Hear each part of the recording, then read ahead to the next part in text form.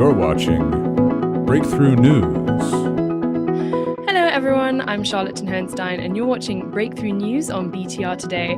So today, in the run-up to the holidays and in the holiday season, we're talking about the growth of the local tourism industry, but also some challenges and limitations that it seems to be facing in the near future. So with me to discuss is Jess Goulart. Hi guys.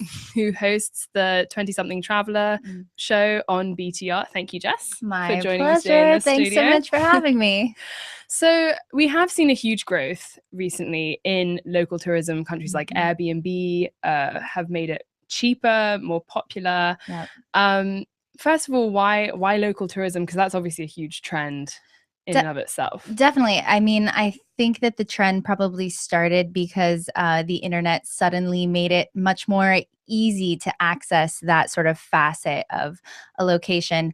And when we are talking about local tourism, we're essentially saying that people are tending to stay away from big commercial touristy destinations. And when they do go to a touristy destination, like take, for example, New York, they are opting out of going to see sites that are plastered all over the media and all over the internet. And instead, they're trying to get a local feel. So what do the locals in New York do? I'll tell you, they do not go to Times Square on New Year's Eve. That is not a thing. Unless you're in, on New Year's Eve. Yeah, no, absolutely not. No. So what do they do? And I think that because social media and, again, the internet have just opened up everybody's voices and everybody's eyes, now we can find out what locals in any destination are doing. Right. I mean, I like that way of defining it, because on one sense you could say that, when you're visiting a place, anything that you could possibly do there would be local in a sense, right? But it's this sort of non-commercial, as you say, like, what are the locals who live there doing? Exactly. Meaning of local. And what's particularly interesting is that it's actually seen a huge boom even in places that are struggling economically. It has. Right. Yeah. And actually, Forbes just did a really fantastic article on how in 2015, travel is one of the only industries that is expected to see economic growth, substantial economic growth, as opposed to, especially in places where there is still a struggling economy, like, say, for example, Greece. Greece notoriously has had a failing economy for years now, and yet their local travel industry is booming. So it's interesting. Greece is a gorgeous place. Right? Like, who doesn't want to go to Greece? Santorini is on my bucket list. So you are always on the lookout. You have your show 20-something Traveler. You're always on the lookout for new companies, new experiences. What have you found recently? So definitely have my eyes open for this kind of stuff. And I have to tell you guys, I recently had on my show a guest who founded, his name's Gregory Taft, and he founded a company called Purple Dinner. And I'm pretty jazzed about this one. It's really interesting, and it definitely goes along with that local tourism movement. So Purple Dinner is, if you are traveling to a destination, you can search their site and you can find locals who have offered to make you a home-cooked meal for the evening. And now they also pair that meal with some sort of culturally relevant event or lesson. Like, for example, in Serbia, there's this guy, his name is Baki. And he is one of the oldest ice cream makers and best ice cream makers in Serbia. And he has this. Is he physically very old? He is. I think he's in his 50s. So I don't know. Okay. So he just is a relatively new trend. But his family, his ice cream business is family owned and has been in his family for like 175 years. Recipe passed down. Sorry. So when you go to his house, you not only get a home-cooked dinner by he and his wife, but also you get a lesson in their family ice cream business for dessert. So it's this kind of local flavor, no pun intended, that is really blowing up with companies like Purple Dinner, and they are really, really new. They only launched about 7 months ago. Oh wow! But I suspect that they're going to take off. And there's something, there's something quite nice about the simplicity of that, because that, sharing a meal presumably is easier for both the host and the guest. Definitely. I mean, cost effectiveness is another big thing in the local tourism movement. just makes more financial sense if you're a traveler to find something that is cheaper than, say, eating dinner at Le Cirque or staying at the Four Seasons. And I'm sure that a lot of people would be much more willing to welcome people in for a meal rather than, I mean, Airbnb already, has a huge following and a lot of popularity, but that is just that's a higher, the stakes are higher. That's very true. Stay, whereas a meal, you're not putting anybody up. Right. Exactly. Yeah. You're just that's great too, but right. It is like a different, and I mean, food is such a crucial factor of the experience of traveling. Right? There's a term that's kind of being like hashtagged like crazy on the internet right now called locavore, as in local, eating, and that is sort of what Purple Dinner and other such companies, because there are quite a few, are focusing on.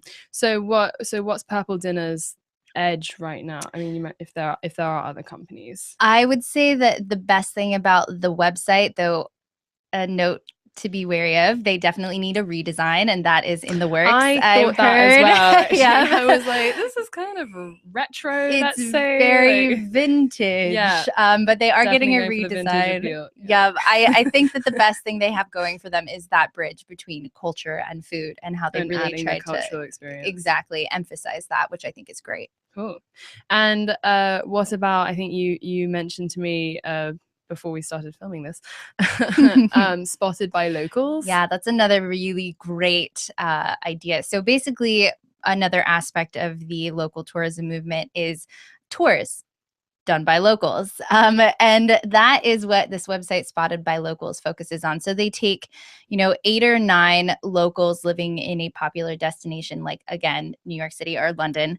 And and they have these guys write really current, up-to-date information about their personal favorite places in the city. So like, you get to know this person by their profile, decide if they're somebody that you would hang out with, you would like go party with, or go get coffee with, and if read a book with. Exactly. And if you like them, then you read their suggestions. Again, none of these suggestions are going to be found in any tourist book. It's really all about the locals' preference. If you are in London, I would suggest that you don't go to the Trocadero, for example. Right. And I would suggest, again, stay out of Times Square in New York. In New York. Well, so those are just two sort of starting off points. But anyway, well, we are going to take a quick break. We'll be right back after this excerpt from Live Studio on BTR featuring Side Dune. I've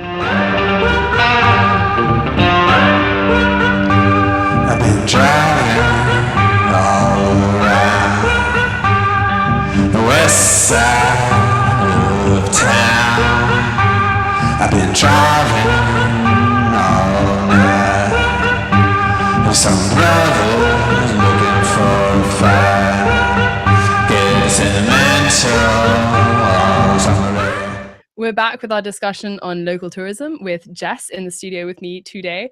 So Jess, there's been a huge boom around this, and now perhaps naturally we're also seeing some challenges, some run-ins with the law coming up, especially Airbnb. So talk about that. Absolutely. So one of the big things about peer-to-peer communities and peer-to-peer sales is it cuts out the commercial aspect of it.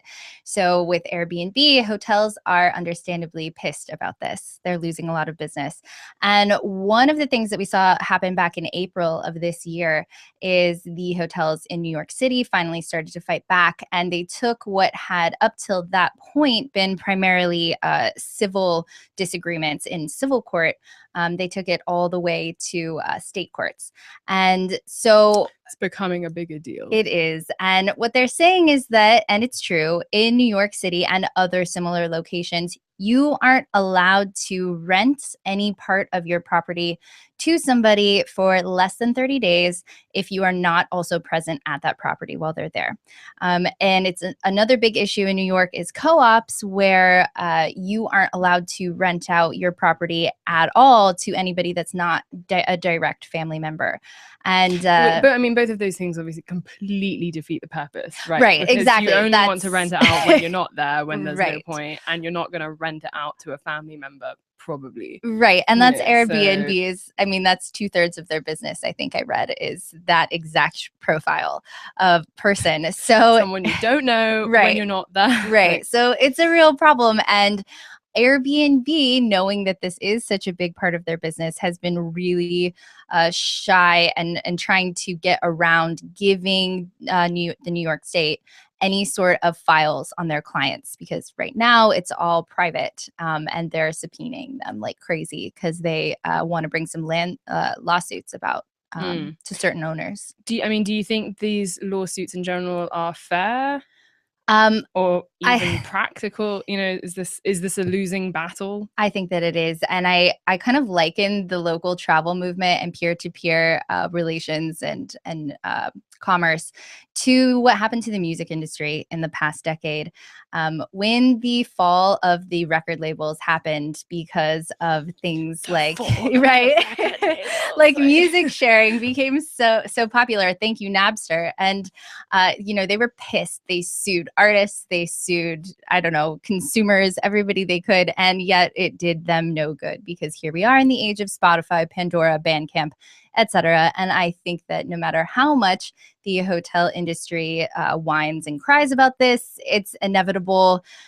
I personally would always opt to buy from a peer rather than a corporation. And I think I'm not alone in that. So I think that Airbnb is probably pretty safe. And eventually it's just peer-to-peer is going to change how we do business across all factors.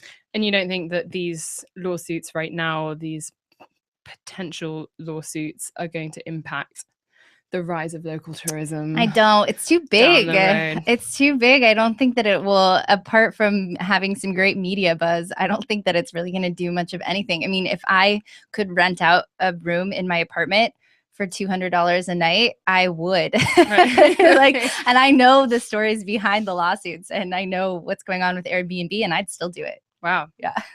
Sorry. Not Airbnb. that, Not that I Jess will. is, deliberately looking for ways to break the law. No, God, no. She's not. But I might be, but no. Another discussion to be had. Anyway, thanks so much, Jess, My for pleasure. joining me today. We'll be right back after this brief excerpt featuring Flashlights, another section of Live Studio. My head's on me. This is who I used to be so easy. Used to be outgoing, crushing my apologies. Isolate everything, fuck everyone around me.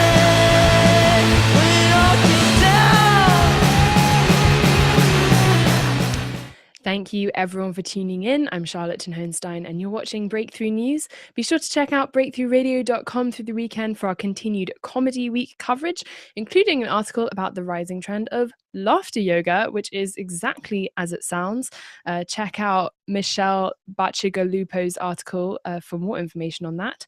That's it for us here at Breakthrough News today. Tell us what's breaking through your world on Twitter at Breakthrough Radio. I'm Charlotte Hohenstein, and thank you for joining us.